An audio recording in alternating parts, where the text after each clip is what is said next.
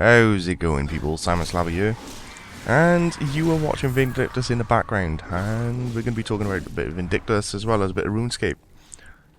So in case you don't know, Jagex literally just chucked out a BTS for the new world event, and if you really haven't been paying any attention, the new world event is the fight between Bandos and Armadyl. Now the nice thing about this is whoever wins this world event will actually be able to live, and whoever dies will be permanently dead. So one of these gods is going to technically leave the game. Although the god wars bosses and stuff is still going to be this, there's no need to worry about that stuff. It's just the gods themselves that are actually going to be annihilated pretty much.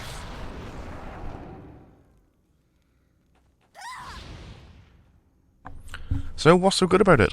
Well, to be totally honest, they've changed a few things. What's going to happen is Armadyl is meant to be placed just south of Falador, so probably not far from Rimidon/Clan Citadel. And Bandos is up by the Goblin Village just north of Valley. And the way this is going to work is both teams have like this massive giant tower. And the idea is you need to build up this tower in order to fire like a giant Death Star ray at the enemy base, and that'll annihilate the god pretty much. Well, in a nutshell, that's what's going on. So, to help with that, instead of just being one giant battlefield like the first one was, they've got caravans. And these caravans go out into the world, and apparently there's special nodes or certain places they'll travel to pick up divine tears. And we, the players, depending on which team you go to, you have to head to these nodes and build a little structure to kind of symbolise like this is Armadyl's or this is Bandos. And once you've done that, your caravans will go back and forth. They'll retrieve all the tears quicker, and on top of that, it'll allow you to teleport between them, which in itself is fairly handy. But the main reason it's handy is because PvP is now available throughout this little minigame / world event. It's going to be open terrain PvP, apparently. It will be safe, so you won't lose anything on death. And to spice it up a little bit, when you kill someone, you can get a skull, I think they said it was. And with this skull in hand, you can take that over to the tower and you'll gain your contribution quicker. So that'll speed things up quite a lot. But as far as I know, there's probably a way to turn off the PvP, so if you don't want to participate, you don't have to. But it is meant to be quite a lot quicker if you do actually go into the PvP. So there should be some open wars going on all across the land, around Valley and Varrock and all that stuff. So all in all, it seems pretty cool, quite interesting like. The other thing they mentioned, and I'm sure everyone's curious, is the hybrid armor. And yes, it is coming back.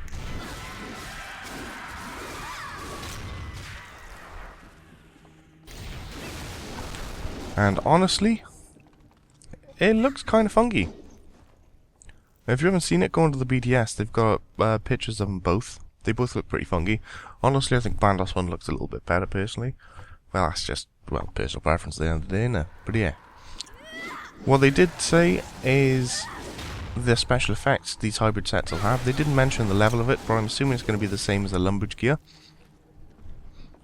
Now, for those of you who have it, the Lumbridge gear, a special little ability, if you remember, is it's got a random chance of just negating damage, depending on how many pieces you wear, 3 to 6 I think it was. So all in all, that's a pretty good ability. Well, with these two sets, I'm not sure if they still have that ability, probably not, but in exchange, whilst using this gear, the cooldown times on every single one of your abilities will be lessened. So it'll take less time for your skills to cool down, so you can keep spamming them even quicker than before. And it does look quite funky. I do like the armor, I gotta be said. The first set of hybrid gear, Sarah 1 to me just looks horrible, absolutely disgusting. Like, And the Zami one is kind of meh. It's okay, but it's nothing special kind of thing. But yeah, the bandos one this time round looks pretty funky. The armadyl one doesn't look too bad, but I think I prefer the bandos. So with that said, in case you were curious, yes, I will be siding with bandos because I want that gear. And plus bandos is probably the better god between the two. At least he's truthful. No playing games in the background like a bunch of bitches. But yeah, in all likelihood, according to well, what players have been saying, armadyl at the moment looks to be in the lead, but whether or not people will change over to bandos is a different matter. And I'm definitely getting bandos gear first, so if bandos looks like he's losing, I might switch over to armadyl to see if I can get the armadyl set as well as the bandos. Excuse me.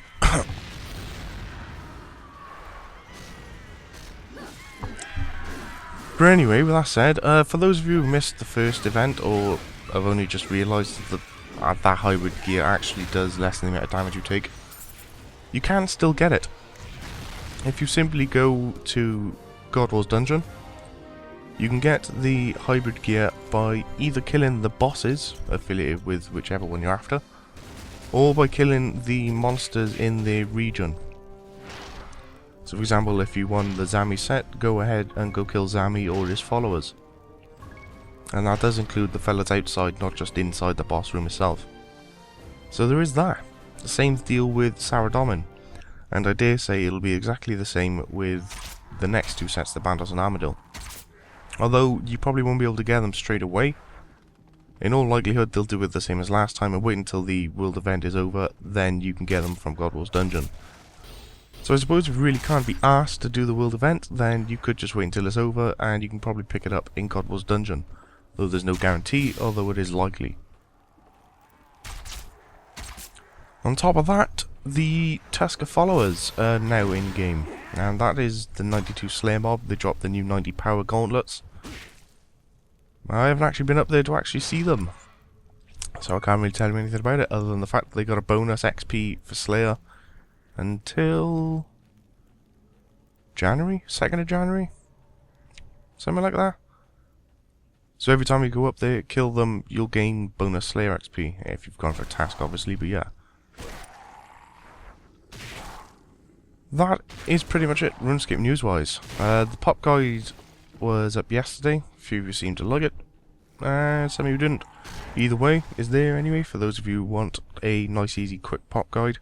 There's a few tips in there as well, kind of telling you which ones you should ideally level first, just to speed things up a little. There's no guaranteed who's your daddy way of doing player reports. It's going to take you fucking ages whether you like it or not. So yeah, it's just a few helpful tips to kind of speed it up a little bit and point out the useful parts and which ones you kind of want to focus on. So yeah, if you've never seen pop or bothered with pop before, and even if you have, you may or may not learn something. And it's kind of handy to actually have. So there we go, pop guide is up. Yeah, that's RuneScape. Anywho, that's the news on RS. So what about Vindictus? I've checked up a video before, and some of you were interested, some of you just want to see more RuneScape stuff. But, well, at the end of the day, I'm playing this at the moment for the most part. I'm still on RS now and then, but not as much as before. But don't worry about that, I'll still be making RuneScape videos anyway, even if I am playing this, or whether I'm busy or whatnot. I still find enough time to check out a guide for the new quests and stuff like that, so yeah.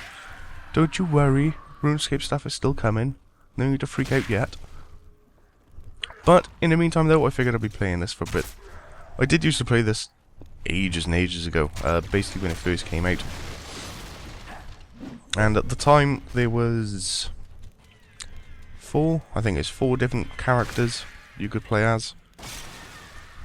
And now it's up to 6, 7? I think it's 6. On top of that, a 7th one is coming out in like 3 days, so yeah.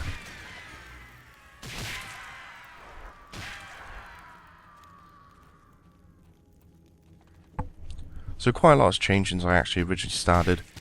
But for those of you who have absolutely no idea what Vindictus is, over in Korea and stuff is known as Mabinogi Heroes, and in the EU and the US is Vindictus. But basically, the way it's set up, I guess, there's no overworld per se. Like, you can't just wander around a world map and just stab stuff like your typical MMO. It's kind of hub-based.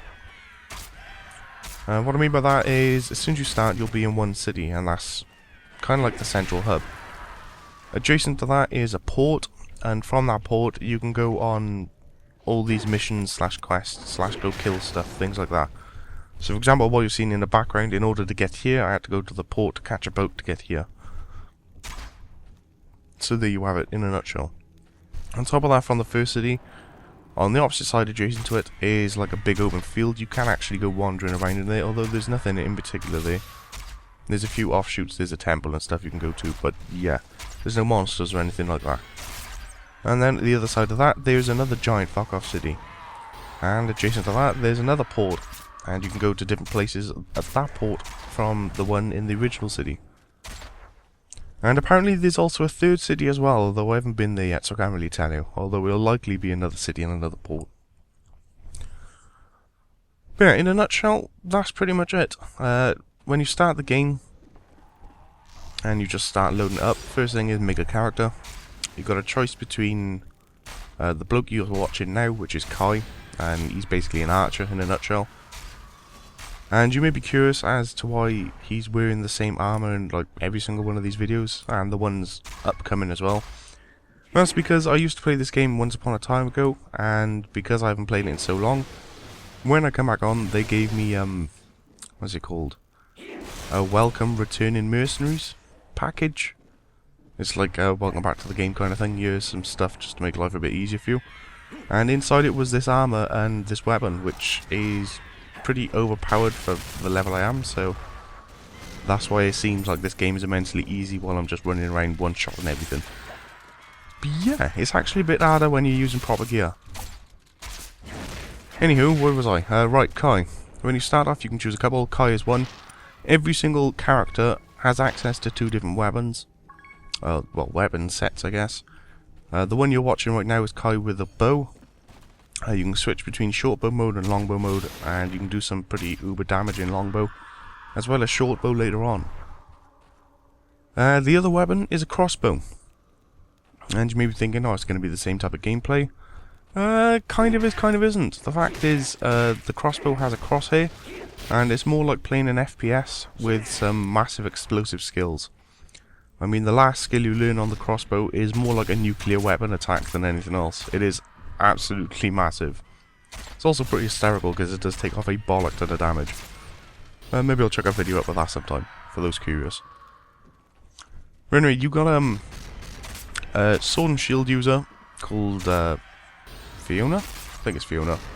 And she can switch between sword and shield or hammer and shield, depends on how heavy your hits want to be, kind of thing. You've then got a dual sword wielder, which is called Lan, he's a bloke. You can switch between twin swords or twin spears. Both is pretty awesome. The other one then is Vela, who switches between dual swords and they're kind of like chains. I don't know how the fuck you meant to explain it. Basically they go from kind of like short range typical sword attacks to massive long range sweep attacks. It's pretty cool. The other one then is Evie, who's kind of the mage. The one form, she has a staff you've seen at the beginning of this video, and the other form, you use a scythe. And both are pretty good. The mage can dish out some massive damage, and the scythe allows you to dish out some huge fucking damage if you stack it all on. On top of that, you do gain the ability to teleport around, which makes dodging bosses a hell of a lot easier. I'm probably missing some, but I can't remember. Anyway, there's a couple of them, and they got a new one coming out soon, which is basically a bug with a giant fuck-off sword who counters everything. So that should be pretty interesting too. But yeah, all in all, it is pretty fun to do. Honestly, it kind of reminds me a bit of Dynasty Warriors. For those of you who haven't played it, you probably know what I'm on about. But yeah, the combat is kind of similar-ish, maybe, in a way. It's what it reminds me of anyway. So if you like Dynasty Warriors, I dare say you'll like this. Basically, all your attacks go from left click. You've got to move the camera around to change where the camera's looking. WSD is move about, same as usual. And then to do smash attacks, you press the right click button. But then there's loads of other skills as well which require a different combination of buttons. So for example, if you was on the scythe wielder like you've seen at the beginning, one left click, one right click will use a different move to 2 left clicks, 1 right click, for example. There's a massive combination of them. I'm not going to go into them because it's just way too much explanation. And it'll be boring as poo because you don't have any idea what I'm talking about if you've never played Vindictus. But yeah, in a nutshell, it has got a pretty decent story. It's not just go to this place and go kill stuff and level up. Nothing to go on. They have actually got a nice rolling story with it, and honestly, it's actually not that bad. It's actually a pretty good story. It's a bit slow, and you being a mercenary, you tend to clean up everybody else's shit before you actually go out and do stuff. But at the same time, it's also acting as like a tutorial to introduce you to the game, so yeah. I suppose it's needed at the end of the day.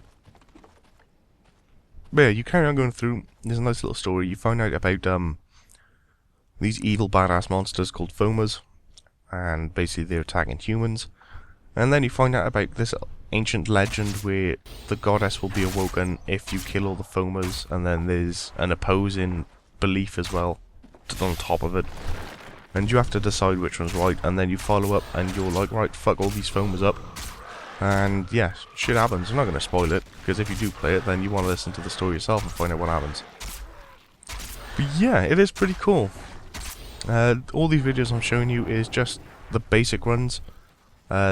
These are kind of like your standard missions, I guess. Basically, you're checked into, well, you choose an area, and at the top left you can see where it says Prairie Entrance, and just below it there's like a special little bonus. Each one of these missions has multiple of those, so you run through it a couple of times to fully complete it for the bonus stuff. You don't have to if you don't want to, but you can if you want. And you'll have to go through some of them just for the quests and stuff anyway, to pick up items and whatnot. And then, like you've seen in the very first one a couple of days ago, the big giant polar bear fight, you have big ass raids like that. And there's quite a few of them. There seems to be 2 different kinds. You've got the one which you've already seen with the giant massive polar bear, where there was like, what, 16 of us, something like that. That is what I'd like to call the big old fuck off raids. You can do, I think it's 5 of them a week, something like that, and there's quite a few to choose from. And the other kind of raids, they're similar to the normal missions.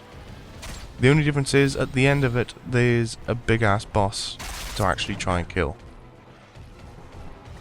And, yeah, they are pretty hard, I'm not gonna lie. Especially if you're using the appropriate gear and weapon for your level.